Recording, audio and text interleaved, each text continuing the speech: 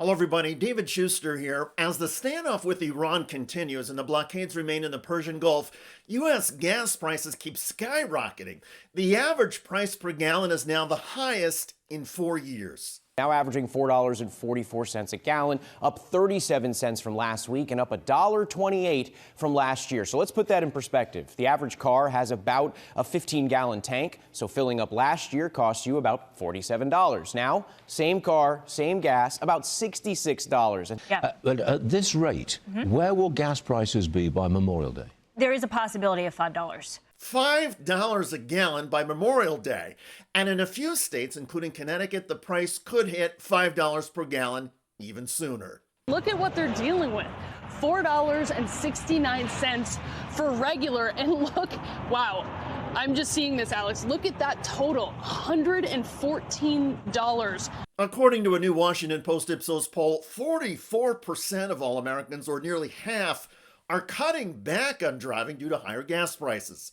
Donald Trump's Transportation Secretary Sean Duffy is now hitting the airwaves to try and tamp down and soothe public anger. Summer travel, right around the corner. Jet fuel is surging in price. When can we expect some relief from the surge in jet fuel prices? So a couple things. Again, when the Strait of Hormuz opens, I recognize that prices have come up, but they will start to go down immediately once the Strait issues are resolved. So this is strong leadership by the president. Most voters disagree. In the latest poll, they give Trump an overall approval rating of just 37%, with disapproval at 62%. On the cost of living, just 23% approve, 76% disapprove. On inflation, 27% approve, 72% disapprove. Those numbers are certainly even worse for airline passengers who bought tickets for future travel on Spirit Airlines. Over the weekend, the airline declared bankruptcy and stopped flying, stranding thousands of people.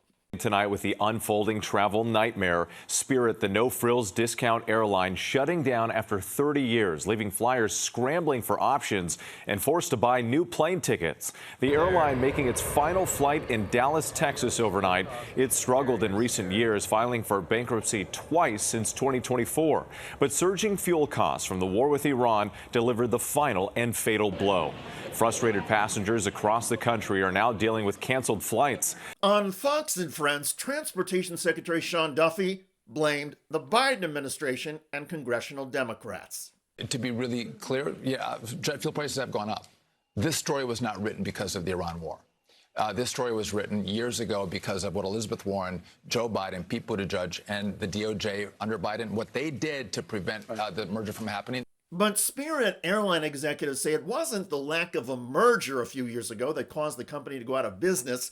Headline, Spirit Airlines shuts down saying it can't keep up with higher oil prices. Spirit CEO blaming what he called the sudden and sustained rise in fuel prices in recent weeks. Spirit said 17,000 direct and indirect employees have lost their jobs.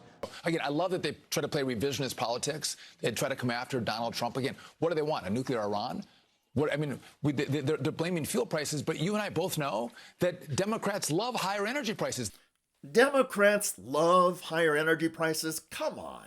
And even if you want to argue that Democrats love renewable energy like wind and solar, but hate fossil fuels like oil and gas, well, wind and solar are now cheaper forms of energy than oil and gas. In other words, renewables are better for the environment and are also less expensive. But back to the Trump administration. Trump's prioritizing of oil and gas is not just causing Americans to feel the affordability crisis at the gas pump. Soaring energy prices from the Iran war are also now impacting the agricultural and food sectors. Beef prices are rising. Members of the Trump administration, including Agriculture Secretary Brooke Rollins, say the rising beef prices are the fault of the Biden team. As I mentioned, the last administration moving cattle, doing everything they could to basically eviscerate the cattle industry, whether that was through grazing allotments or climate change, hoax, craziness, whatever it was. On top of that, you have the droughts. You know, even in Nebraska, the fire they just had was in rural Nebraska, so it didn't get as much press as a lot of these wildfires do. But it was the biggest fire in Nebraska history, the 9th largest in American history, and we're not really talking about it because it was in rural America, but what that does to those ranchers. So All of that taken in total, combined with obviously the screwworm south of the border. We've had to keep the ports closed. In other words, soaring beef prices are not the Trump administration's fault, says Brooke Rawlings. It's all the other stuff and the Biden administration's fault.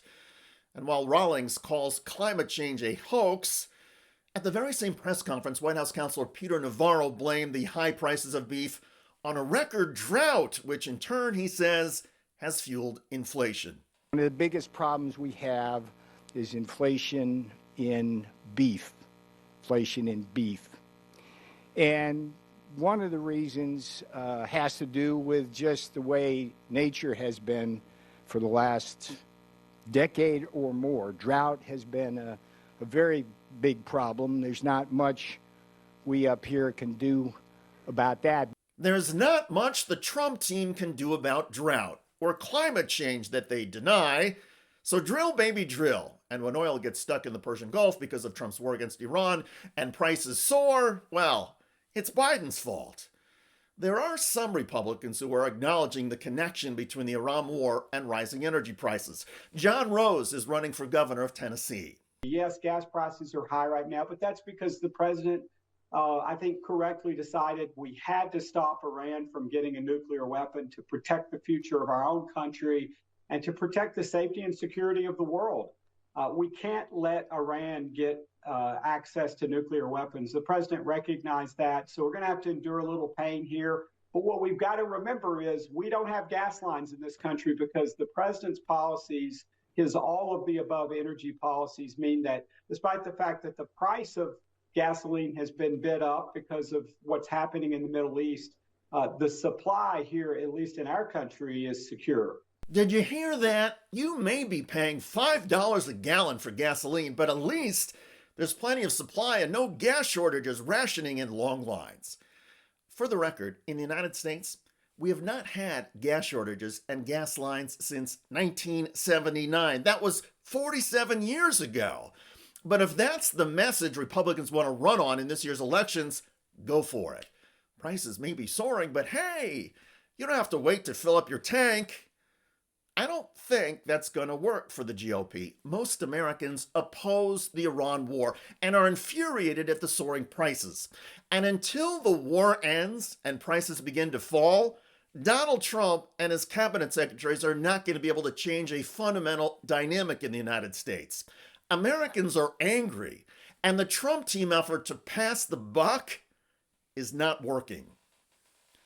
By the way, a GOP leader in the House recently lied about gas prices so blatantly that even a Trump-supporting host on CNBC called him out. People that will remember, you go back 2 years ago, we were paying almost $6 a gallon for gasoline. 2 years ago, in April of 2024, we were at about $3.65, so we're actually above where we were then. Check out that video at the link below. It generated a lot of comments on YouTube. One of the most popular from Mr. T, who wrote, "Republicans lie so much they think it's the truth." I hear you. I look forward to reading your comments about Donald Trump's cabinet secretaries getting torched as gas prices keep soaring. I'm David Shuster. Thanks for joining us.